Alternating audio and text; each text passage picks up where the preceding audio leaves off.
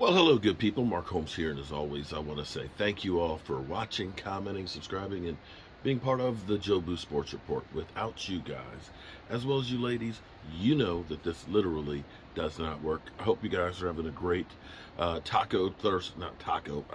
Thirsty Thursday. Damn, got my T's mixed up here. Must be my dyslexia. I'm still up here in Delaware, where it's sunny, it's cold, but there's gale force winds that are blowing out here, and it's still a little chilly, but it looks a lot better than the downpours that we had yesterday. What a difference a day makes. The Cowboys seem to be trying to fix some stuff. And I'm getting a da-da-da. Damn, Gina, what's up? Hold on, let's see what Gina's got. A name to consider. Okay, wow, this goes along with what I was just actually going to say. Appreciate it, Gina. The Cowboys look to be moving on some of their coaches. They have some expiring contracts, and they're going to go ahead and get rid of some guys. Typically, what the Cowboys have always done in the past is they've always liked to hire from within. That philosophy that Stephen Jones has of we believe in our own guys as opposed to getting outside points of view. I think it's better to get people with different experiences. I know that doesn't seem like today's world that we have in right now. Right now is, if you don't agree with me, you're an ass and we need to fight. But I think it's good to get different perspectives of the way other people do and take and become that melting pot of different ideas to come up with something new. So the Cowboys, it looks like George Edwards, okay, is not going to be returning. Okay, we knew about that yesterday. Also, defensive line coach Leon Lett is not going to be returning as well. And in some regards, I will say that I thought our defensive line was going to be better this year than what we thought. I think we made some mistakes on the defensive line and didn't see the maturation that you would like to. I thought Quinton Bohannon and Neville Gallimore were going to be taking major steps forward. And in the end, we ended up having to get Hankins in there to actually make a difference. I think the Cowboys screwed the pooch, and getting Dave Butts too lost. I think John Ridgeway is going to be a really good defensive lineman. I don't know whose call it was to put him out on waivers. That may be one of the things that we look back and say that was just dumb as hell, and I'll be talking about that going forward. I think that he is going to be a really great defensive lineman for years to come, and a stout run stopper. His numbers were amazing. So I don't know who made that call. Don't know if Leon Lett was part of that call or not, but he won't be coming back. We also talked about yesterday, Skip Peete won't be coming back, which I think that spells doom for Zeke Elliott coming back as well. Zeke, you love Zeke. You love Zeke. Zeke has been a battering ram, that short yardage guy, that guy who has sacrificed his body to protect Dak Prescott. And unfortunately, you can't do that for long as a running back. The wear and tear on your body, you just go downhill after year 4. And that's where we've got a major decision to make about Tony Pollard, if we're going to be signing him to a mega deal. Also, interesting one, and one that we've talked about for a couple of years now. Former Miami Dolphin head coach Joe Pheben, who's the offensive line coach for us, is not being invited back either. This year, the offensive line was better than it was last year, but it's still not as good as what you've had. Bill Callahan was great with the Cowboys, and I think the Cowboys screwed the pooch when he should have been made the offensive coordinator years ago and kept him, because that was the beginning of the end of the Great Wall of Dallas 2. So you look to put coaches, because coaching matters. Make no mistake about it. The difference of the Dallas Cowboys defense purely was coaching and Micah Parsons. We went from 2020 as one of the worst defenses the Dallas Cowboys have ever seen to being one of the better defenses in football in 2 years. And that doesn't happen without somebody there to coach, to take the defense to another level. You look at how Van Der Esch played this year, and basically I think played himself another spot for next year. You look at how we have gotten our safety play with guys who are journeymen and no names. You look at the steps that we took forward with the defensive backs. All that comes from the coaching down.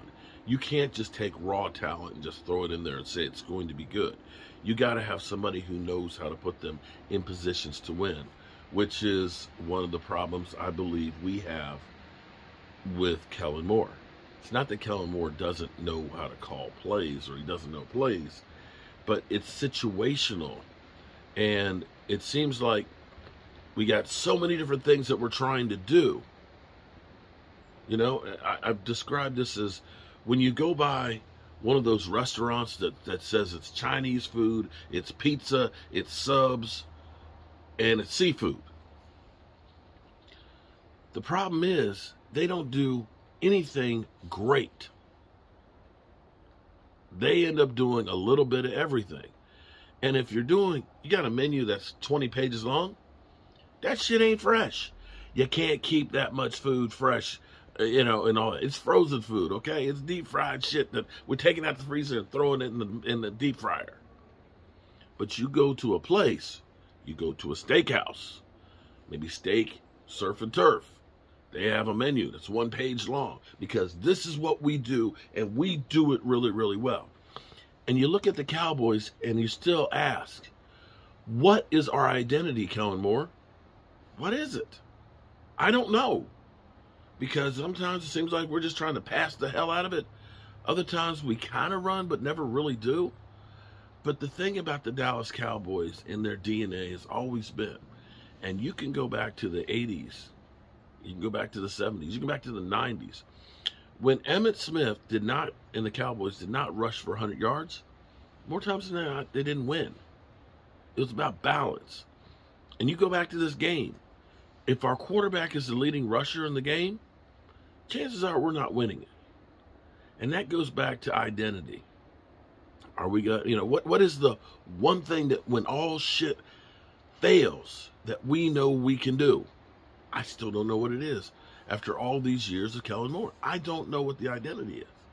So back to our damn Gina. A name to consider as our offensive line coach replacement, according to Todd Archer, is James Campen. He worked for Mike McCarthy in Green Bay and was Carolina's O-line coach in 22. And his status is uncertain with the Panthers' head coaching search. So the Cowboys are definitely trying to make some moves on getting themselves together. Now here's the thing. We have everybody who wants to blow it up. Fire Mike McCarthy. Get rid of Dak, man. Just take a wrecking ball to everything and start all over.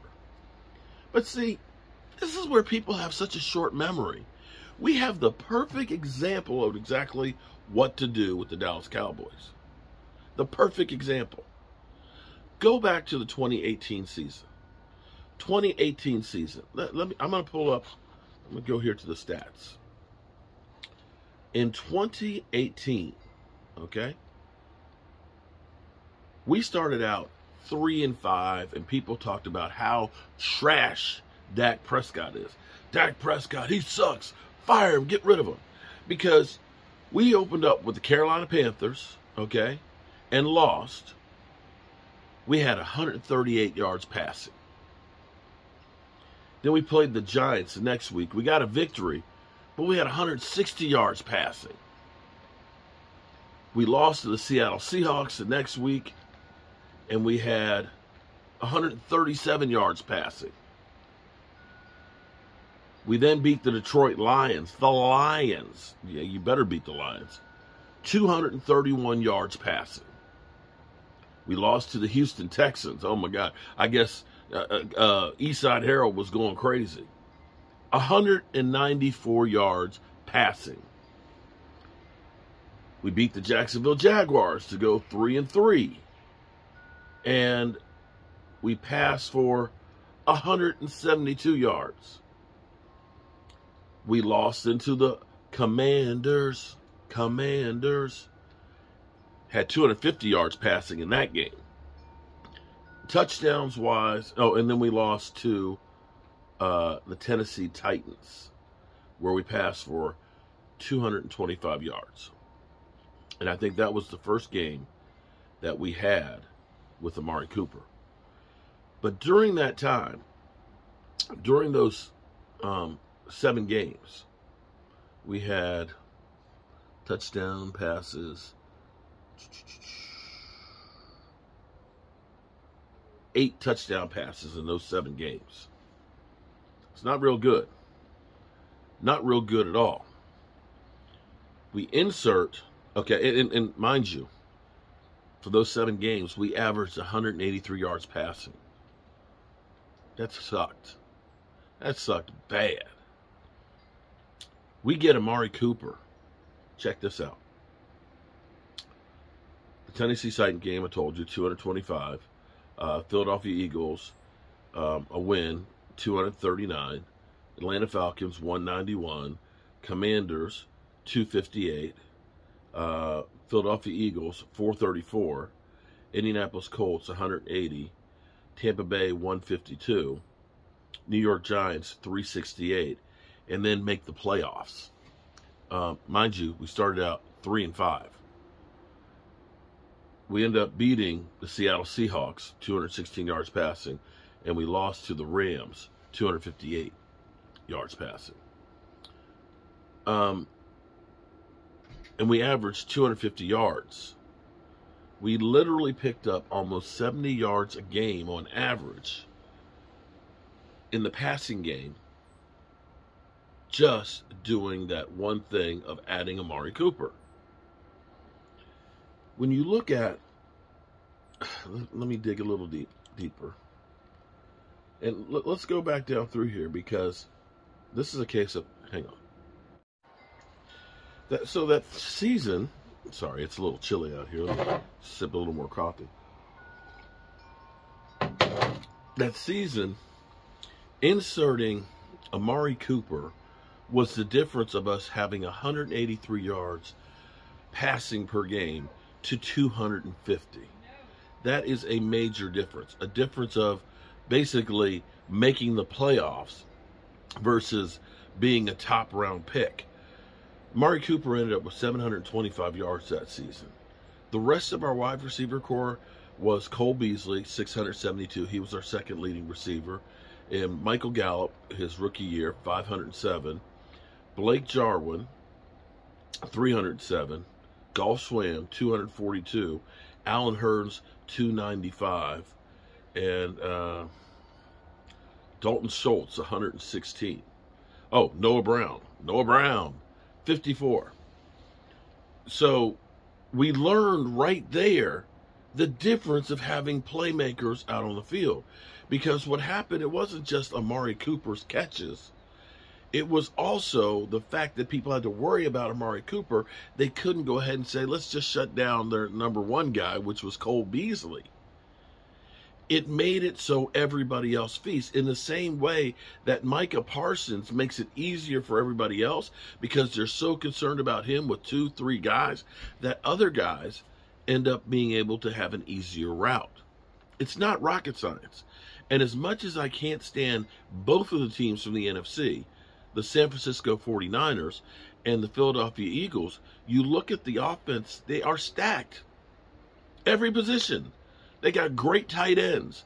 They've got great playmaking wide receivers. They have a really good running attack and great running backs. You look at the Cowboys, we had one great wide receiver. One great wide receiver. Your tight end, he's not a Kelsick. He's not a George Kittle. He's not one of those top tight ends that you look at and say is a game changer. Tony Pollard, very dynamic, but once he went out, you basically have two big weapons when everybody else has got 3, 4, 5 of them. That's the difference. And if you give your quarterback extra weapons that can spread out the field, so we're not, throwing into double, triple coverage because nobody's open, then you're going to do better. Now, the question is, are the Dallas Cowboys getting to be like the Seattle Seahawks were? The Seattle Seahawks, after their second Super Bowl appearance, blamed Russell Wilson for that failure because of the interception instead of them running the football. And that division ended up being a slow death to the defense where they had to get rid of guys. Are we seeing that with Micah Parsons? The question, because some people feel like he's thrown shade on Dak Prescott. I want to go to the clip this morning from, ESPN, one of the shit starting stations, and get their perspective on just that. This week. This is fascinating, and then what it leads to is the important part. So first I want you to hear from the Buffalo Bills GM, Brandon Beane. He was asked about how the Bengals have sort of leapfrogged his team in the AFC pecking order, and this is what he said. They right now are on the advantage of a rookie quarterback contract. And,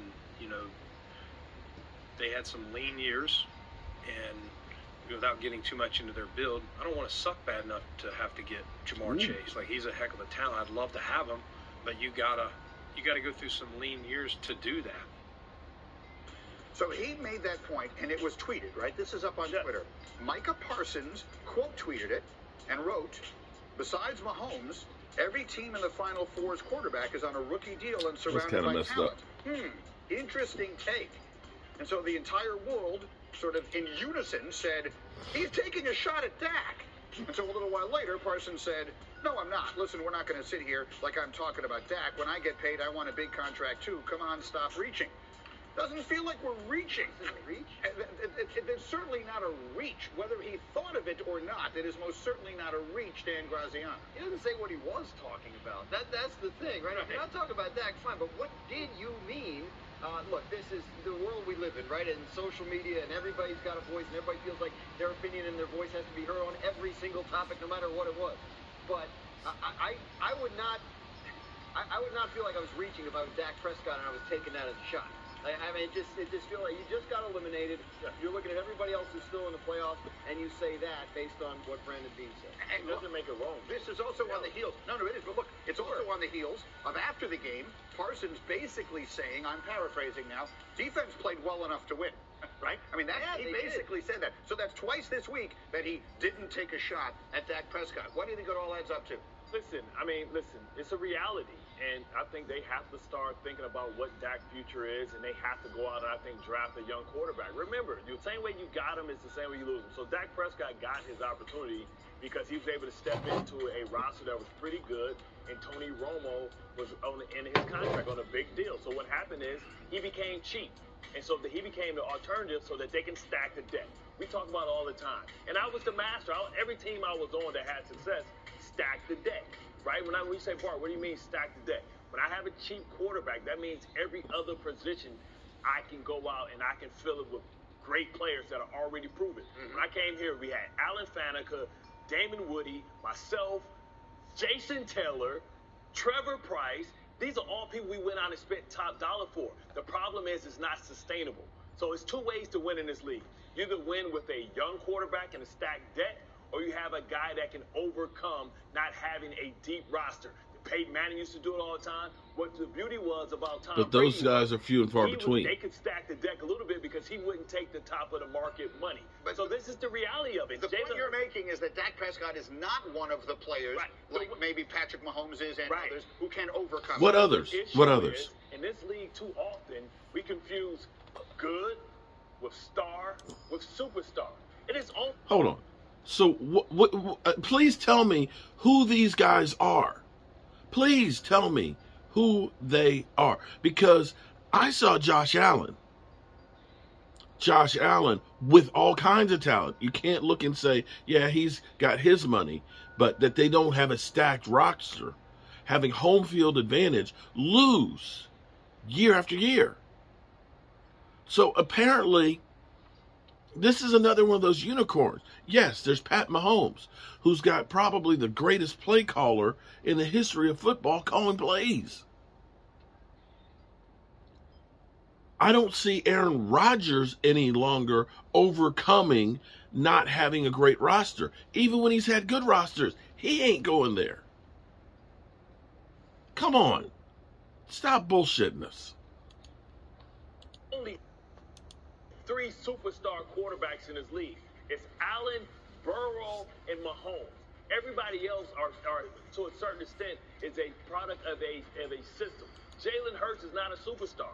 And if Philadelphia decides to pay him like he's a superstar, you have to capitalize early on in the first couple of years of a big extension because you have to start saying goodbye. Amari Cooper is not there because Dak Prescott contract gets. He has no guaranteed money in his contract after this coming season. He will be their quarterback next year. Yeah. But could you see a world where someone else is their quarterback the year after that? It's the NFL. You can see things changing all the time, especially when there's no guaranteed money. The second year. All right, so I'm going to go back through one last point here. As we go through and say our quarterback's not good enough, that's the hard thing to change, okay? Let's be real here. That's the hardest thing and most expensive piece to change. You go back through on what wide receivers have done. You have CeeDee Lamb, 6th in the NFL, okay? 6 as far as receptions, okay? Actually, maybe I should do it in yards. Let's go with yards. CeeDee Lamb. Actually, CD is... Oh, that's yards per reception. Hold on. Yards. Okay, there we go. CeeDee Lamb is 6th in yardage. That's incredible. Great. You got a top 10 wide receiver. Then let's go to the next one that we have. Because it was 65. 65. Dalton Schultz is our next receiver. Dalton Schultz at 65. And then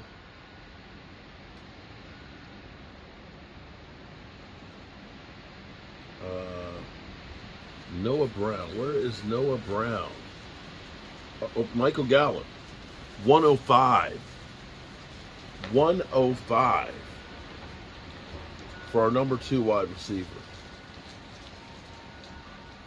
which is down there with Randall Cobb. Do you look at Randall Cobb and say that he's a game changer anymore? I'm trying to see, where is Noah Brown? Noah Brown. You get my point here. You get my point here. Because you can go through those lists, and I can guarantee you that San Francisco's got a couple of guys in the top 30. I can guarantee you that the Eagles have a couple of guys in the top 30. The fact that we scored as many points as we did is insane. And mind you, this whole thing of where everybody is pumped up Josh Allen, you know, that they're game changers. Here's a reality. Through the last 2 playoff games, and since Dak Prescott returned, okay, we're killing Dak Prescott. Dak Prescott versus Josh Allen. Dak Prescott, a 98.3 QBR. Josh Allen, 84. Dak Prescott, 28 TD passes. Josh Allen, 21. Dak Prescott, 3,264 yards passing.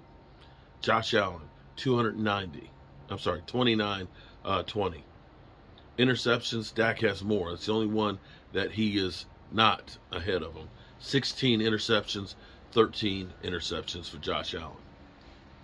They're saying Josh Allen is one of the top three that can will a team to win with inferior talent. And he's got Stephon Diggs. He's got inferior talent there. Okay, got it. All right, good people. I will be catching you on the flip side. And I'm not sure if I'm going to be going back today or not. Just kind of enjoying getting some work done here from a friend. and doing work here and research. I'll catch you soon.